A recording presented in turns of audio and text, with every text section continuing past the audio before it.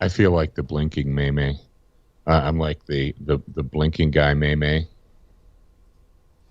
That's where I am. Welcome, ladies and gentlemen, children of all ages, to Monday's show. We're episode 970. Don't be fooled by the number, though. We actually have 1,500 episodes up in the interweb clouds. That is a lot of talking. What's that? I said that is a lot of talking. Yeah, that is a lot of talking. You figure a minimum of an average of an hour apiece. So you do the math. You do the mathematics there. Yeah. So. A couple of interviews, a couple of extra long episodes. Yeah. Yeah. That'd keep you entertained for all your life, potentially. 1,500 hours of talking. Yeah, that's like a whole month or two or whatever. Like if I started talking at the beginning of September, didn't quit until Halloween. Well, it's already Halloween season. Didn't you know that? Yeah. Apparently, if you go to Family Dollar, was it Family Dollar or Dollar Tree? It was Family Dollar. Family Dollar store. They have in Salt Lake City. They have Halloween candy out on the shelves because technically, but yes. If there's anything we've learned about Halloween is you need to get your candy in July. Of course. When else are you gonna get it? Yeah, I mean you can't risk running out. Do they have Santa Clauses up there yet? 62 and a half days, by the way. If you talk for 24 hours a day, that's 62 and a half days of episodes. Dang. So basically, if I started talking on September 1st, I would finish just after Halloween. Mm-hmm. There we go. Yeah. Which there are the you best go. holidays, So. as we all know. All right. What are you talking about today? Sierra Bullets. The grad program got a sneak peek, but now you guys in the public broadcast are going to get to listen. Rage Against the Dying of the Light, The Road Back. You want to hear it? I'm going to talk about it. And we've got a Warrior of the Week question, all that and more, as soon as Zach plays the music. Stand by for education, enlightenment, enjoyment, and entertainment. He's not here to talk about your feelings. He's not here to say what you want to hear. He's here to say what needs to be said.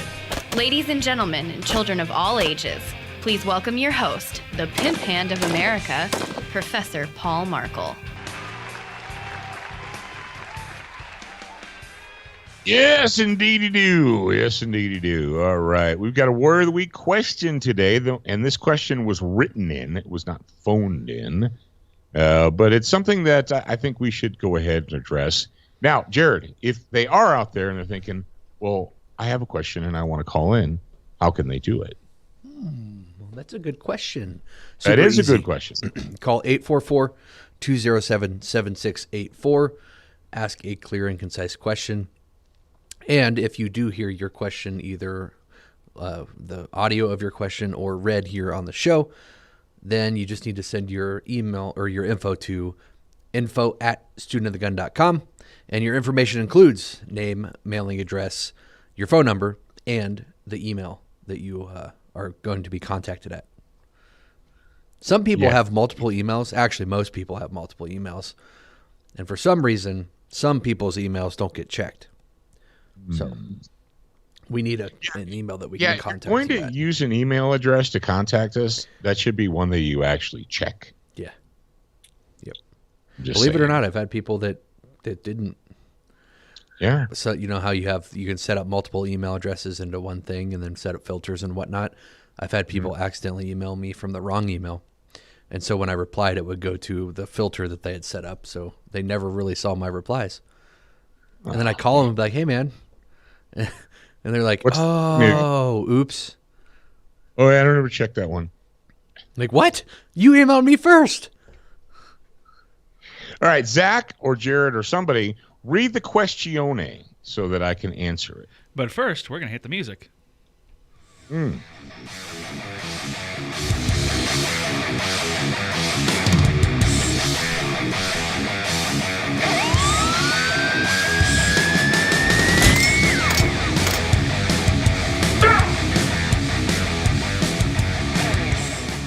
All right, today we're talking about using aftermarket magazines and handguns. And this is actually inspired by Andrew Kett's question. So Andrew, send your email to info or your information to info@studentofthegun.com. And he says, with a semi-auto pistol, he said, I have a Canik TP9 SFX. Would it be more beneficial to carry the 20-round mags or a 20 with a 32-round mag for spares? I haven't yet tested the 32 round mags consistently enough to trust them. They are from another manufacturer and not Canic. Yeah. I was wondering about this, and you're not the first person to say something about, oh, did you guys get the 32 rounders for the Canic? So I went and looked it up, and I found who it is that manufactures those. Jared, it's your favorite handgun magazine maker. Oh, fun. I know who you're talking about. Yeah. I got burnt in a training class when I was... See, this is one of the things where actually I just was on one of our listeners' podcast, Ben Branham's podcast, and he asked me about if I had a tub of gear like most people do because I'm your son. So my process of learning has been streamlined, essentially. And so he asked me, he's like, do you have a bin of holsters still? And I was like, actually, I do, but it's probably much, much smaller than most people's. And this is one of those things that has nothing to do with holsters, but the magazine thing is one of the things that I learned the hard way because I was a cheap SOB when I was in my early 20s, and I'm like, I'm just going to get the least expensive magazine, and then I'm going to take it to a training class. And I'm glad that I bought the mags and immediately took them to a training class because I learned that not all magazines are created equal. No, the truth, there's a big difference between rifle magazines and handgun magazines. And you're like, well, duh, of course there is. But there are a lot of really good companies that make AR mags, right? But there are not that many that make good aftermarket handgun mags. And unfortunately, there is a company that has mag in their name that produces garbage, like literal garbage. Like there should be a FICA or a class action lawsuit against that company for making this garbage. And here's the thing. They've been making this garbage for decades. Literal decades. It's the people like myself in my early 20s is like, I'm just going to get this one because it's the cheapest thing. However, they're good for one thing. You buy the mags, you strip out the follower, and you use them as practice mags. Mm-hmm. Yeah, kind of like the Korean Glock mags that were coming in a few years ago, and they kind of still are. They're junk. Yeah. Okay. They're unreliable. They're junk. Now, here's what I learned about the Korean Glock mags, the 32 round Korean Glock mags. You know what those are good for, Jared? Throwing at people. No, they're good for handles when you're Duracoating a pistol. Oh. Huh. Remember how they use... Yeah, that's actually a pretty good... Owls? Yeah, so what I've got those cheap Korean magazines that was sent to me from a manufacturer with a gun. And so what I do now, if I'm gonna Duracoat a Glock or something similar to a Glock, I just use that as the handle. I put it in the frame and I can hold it and turn it around. Wow, that's actually... Yeah. Ding, light bulb. So there's only a couple of companies that I would trust for aftermarket magazines. When it comes to the Glock, the only company that I trust to make magazines besides Glock for their pistols is Magpul. And you say, oh, no, there's this one company that makes the clear polymer ones. And, well, they might be okay, but I've never used them. So I can't recommend them. Some people, like them, and that's great. And if you like them, then that's cool. But as far as personal experience, the only experience I have with aftermarket magazines for Glocks that work, there's aftermarket magazines. There's a lot of them. There's the Korean ones, and then there's the ones from the company with mag in the name that are just flat out garbage. Just flat out garbage. Oh, and it just dumbfounds me, though, Jared, how this company has stayed in business. You know what it's got to be. There's right now. There's the most new shooters ever. Yeah, but this has been 30 years. I know. How did they survive 30 years of making garbage? Because there's always new people. Well, but why do? Here's the thing: their products are sold in other people's stores. They're sold in Academy. They're sold at Bass Pro. They're sold at, they're sold in other people's stores. Why do those stores continue to stock profit margins? they must make a crazy profit margin on them. The markup must be, as you know, it's got to be 100% or more. Yeah, as you know, it's really difficult to educate people, and so there will always be the crowd that is willing to take the information that you deliver and then use it and then go forth and actually, buy the thing that is better, right? So we've learned this through the sites, for instance, where there's just some people that want 3-dot sites for whatever reason, and instead of clubbing them over the head, which we do anyway, instead of clubbing them overhead with the correct information, it's some people just don't want to learn, right? And if it's the difference between having really, really crappy sites or really, really crappy mags and no magazine or no sites or whatever, or the better sites, then why not get that? Well, here's the thing, Jared. I understand that I understand it's hard to get individuals to come along, to get it. Right. But I'm not talking about individuals. No, I'm talking about actually, let's say for instance, where you bought those garbage mags from Academy or something. Academy Outdoors. Yeah. Right. But those individuals are buying from that store, so it's not the store's job to educate the person, which it kind of is. You could argue that it is, right? But why would they spend their time and effort educating the person on to buy this more expensive magazine that's actually really better when they could just sell them a lower priced product that has higher margins probably? So essentially, what we've established here through our discussion is that Academy Outdoors, and I'm not just bashing Academy because I kind of like Academy. They're businesses. They're there to make a profit. They don't have a problem selling garbage because they know that and this is the problem with the average person, the average shooter. And if you were to, and I know people in the gun business, you're like, sure you do, smart guy. No, I actually do.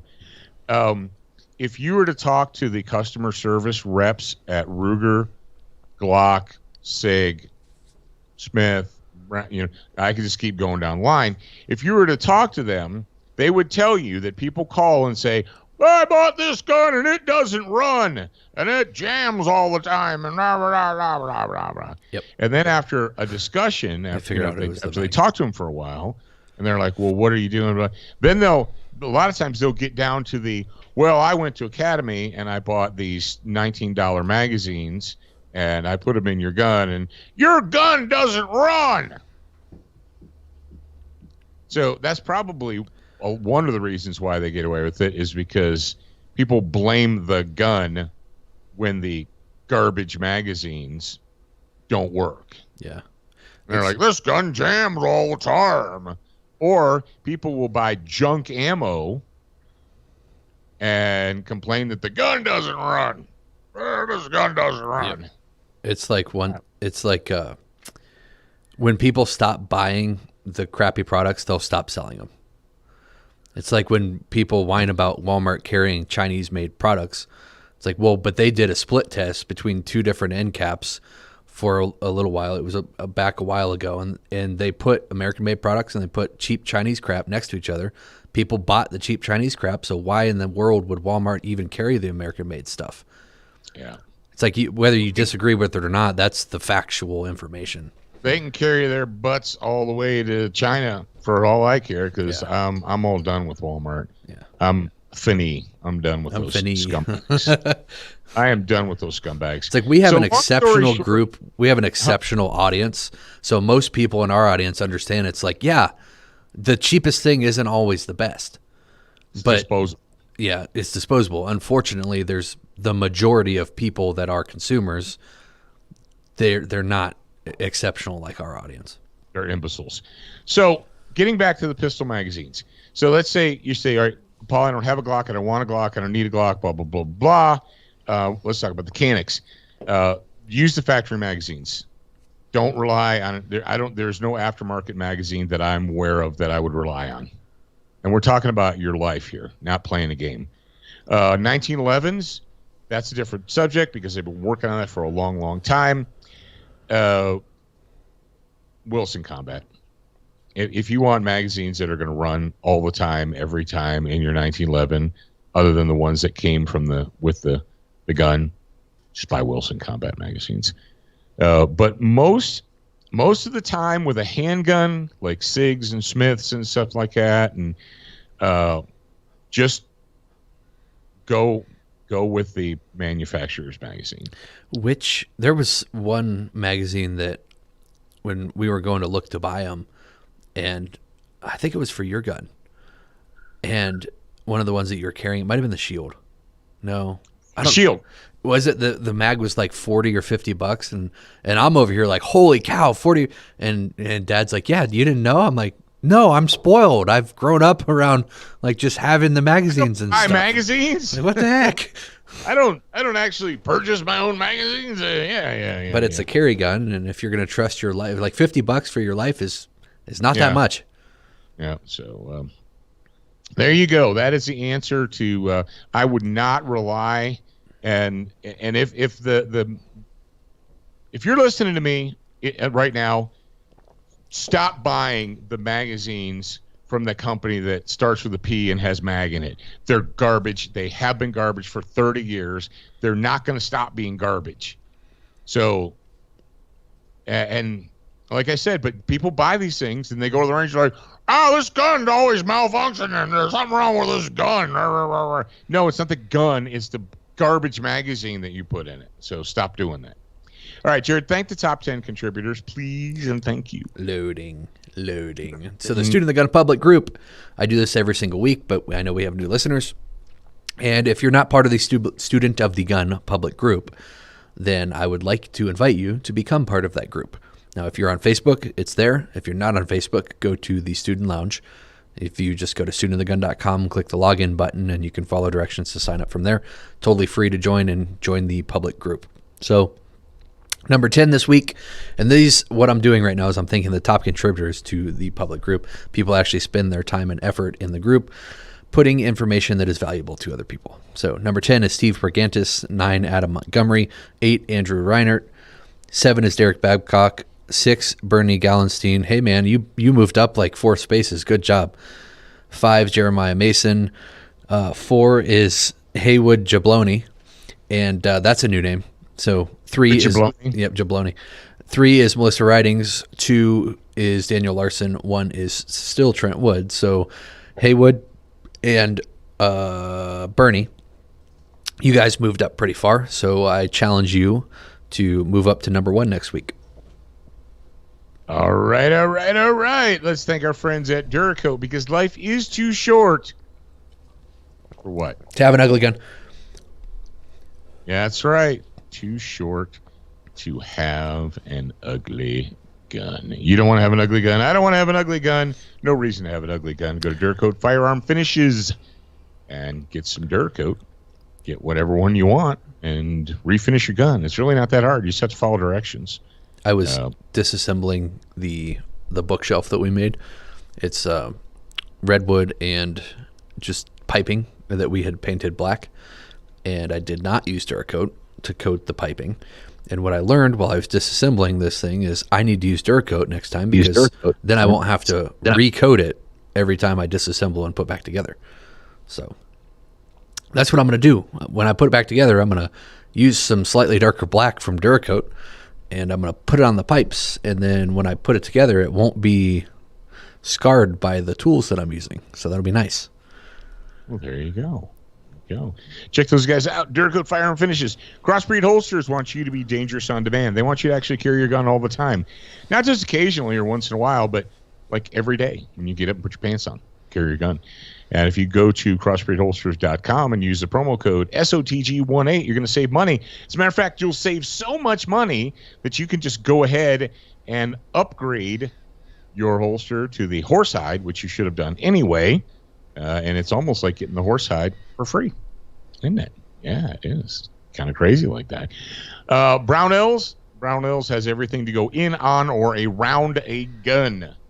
They've been in business for decades. They're a family-owned company, and I tell you what, they really care about you.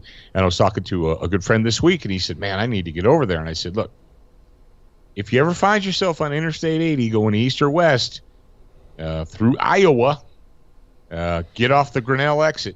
Just take the Grinnell exit, go north, and there's a great big driveway. And yeah, even if you're driving an 18-wheeler, you're driving a big old truck, they have parking that will accommodate your truck. So that's how cool those guys are. And the good news is, if you're driving an 18-wheeler, you have plenty of space to put products for storage. There you go. There you go. Well, the reason I was talking about it, Jared, was when you and I were there, we discovered that they have, not only do they have the pro shop and everything, but they have a gun shop inside. They have a fully functional gun shop at Brownells in Grinnell, and they get a lot of trade-ins, used guns, and so forth. A lot of things that aren't even made anymore, right? And the guy I was talking to, he said, "Why don't they put those online and sell them like Gunbroker does?" And I'm like, I don't know. I don't know why they don't do that. Maybe because Roy and Ryan, they get up there first and buy them before anybody else can. And Paul and Roy and Ryan, because when they get a really cool used gun in, they run over there and they're like, "Dibs!" That could be why. All right, if you're a new listener, and even if you're not a new listener, you should still listen up and pay attention to what Zach's going to play for you. Attention, new listeners. We produced a complimentary online training course called 7 Training Tips That Could Save Your Life. Get instant access by joining the Student Lounge for free at studentofthegun.com. Do you watch Student of the Gun TV, read the blog, and follow us on Facebook? If you answered no to any of these questions, you are wrong, but you can easily fix yourself. Go to studentofthegun.com to find everything SOTG.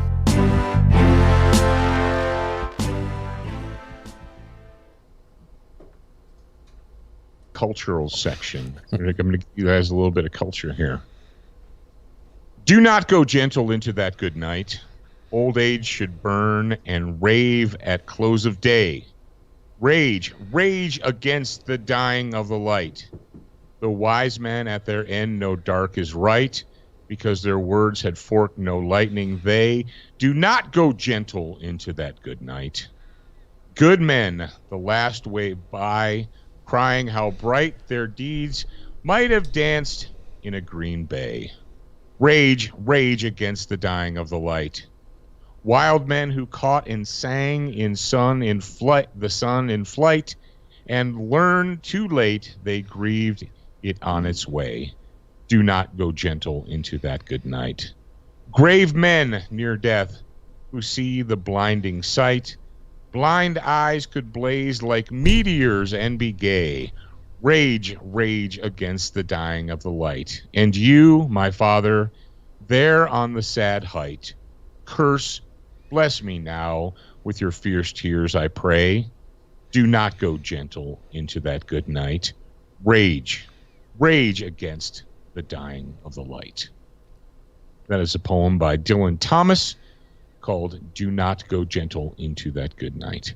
And why did I say that? And why did I mention it? And why am I giving you a little bit of culture here? I'm going to tell you why.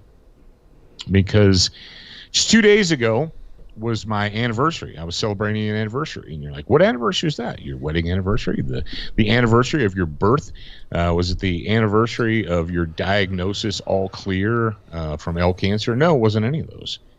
Usually when people get the all clear cancer and remission diagnosis, they mark that day, and that is that anniversary. My anniversary was actually the day that I was able to go back into, that I was able to muster enough strength and fortitude to get out of my sick bed and get back into the gym after many weeks, 6 weeks of radiation training or treatment and so forth. And July 15th, 2019, I was able to get back into the gym and get underneath a barbell. I was down 50 pounds. I lost 50 pounds in 2 months. I would not recommend that diet. I know it seems pretty. It beats Atkins, and it beats the Hollywood diet. So you got that. But I wouldn't really recommend it. And I had to start back with an empty bar. Squatted an empty bar. Bench pressed an empty bar. You're like, that's weak, man. That's That's like child stuff. Like, yeah, I know. I had to reteach myself how to do the lifts correctly and properly and get my body to do it right again. And I had coaches, Matt Reynolds and Graham Schaller. I'm not sure. Is it Schaller? It's like Scholar, but not. Matt and Graham. And they said, hey, you cannot compare where you are now. Do not judge your current progress by your past history. Well, the reason I'm bringing this up is because it's been over a year now. And a couple of days ago, I sat down and I wrote a little article called The Road Back. And I talked about my 1-year journey coming back from basically the very, very beginning, from starting essentially not at nothing, but pretty close to nothing, to where I am now. And you're like, oh, well, good for you, Mr. Braggadocious, arrogant guy. No, it's actually not good for me. The reason I did it was because I know that I have a responsibility to set the example. That's what I am doing. That's what I did. And that's why I do what I do. Now, the Road Back article is going to be published as you're listening to this. If you're listening to it on Monday, it's going to be tomorrow. It's going to be Tuesday, which will be the 21st. Will be the 21st of July. It's going to be published on Tuesday for you guys. So, yeah, that is why I read you that poem. Because, ladies and gentlemen, if you're going to be alive, you need to live. And I think far too many people in our world today, far too many people have forgotten that basic concept. If you're going to be alive, go ahead and live. Now, I hate to break your heart, but none of us are getting off this planet alive. Not going to happen. Some will go before others, but the fact of the matter is, life is a death sentence. You are eventually going to expire. But in the time that you are given, whether it's 30 years or 50 years or 80 years, you should be living, not just existing. There's a difference between being alive and living, I believe. I mean, if we want to get technical, people in a coma are alive, aren't they? They're existing. They're technically, scientifically, they are alive. I wouldn't say they have a great quality of life, but they're not living.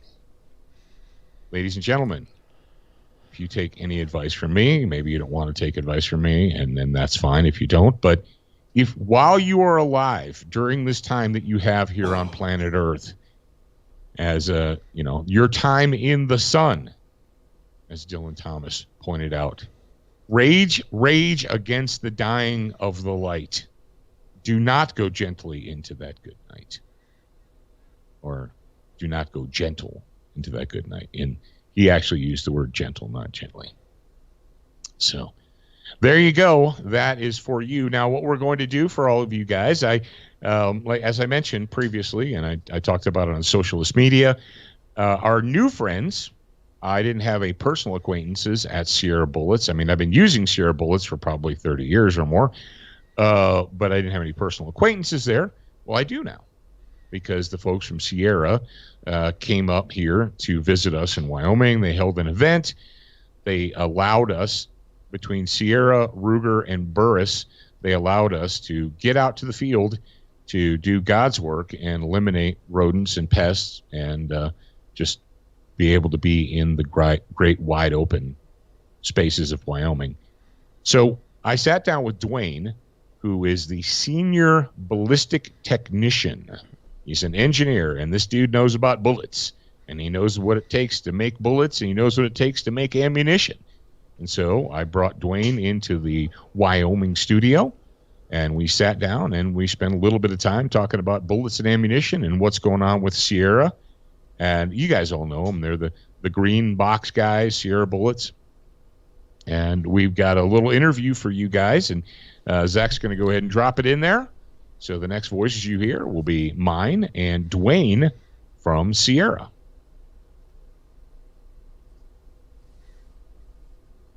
All right, ladies and gentlemen, thank you very much for joining us for a Monday episode of Student of the Gun. remember, don't use garbage magazines. And if you're listening live or watching live, then if you want to hear that interview, then you're going to have to tune in to the podcast when it drops on Monday. That's right. That's right. But most importantly, you're a beginner once. And you're a student for life. We appreciate your reviews. If you haven't left a review or updated yours recently, head on over to Facebook, iTunes, Stitcher, iHeartRadio, or your favorite podcast player to voice your opinion. Don't forget to join us at the Student Lounge, a place for like-minded individuals to learn, connect, and support each other. No chicanery will be tolerated. Remember to check studentofthegun.com daily for new, free content and giveaways. Watch, listen, read, shop, and connect at studentofthegun.com. Are you a social butterfly? Connect with us on Instagram, Facebook, and Twitter for new content each and every day at Student of the Gun. Watch Student of the Gun TV and videos from our trusted partners on Roku, Apple TV, Amazon Fire TV, Chromecast, and even AirPlay. Go to studentofthegun.com for direct links, and remember, you're a beginner once, a student for life.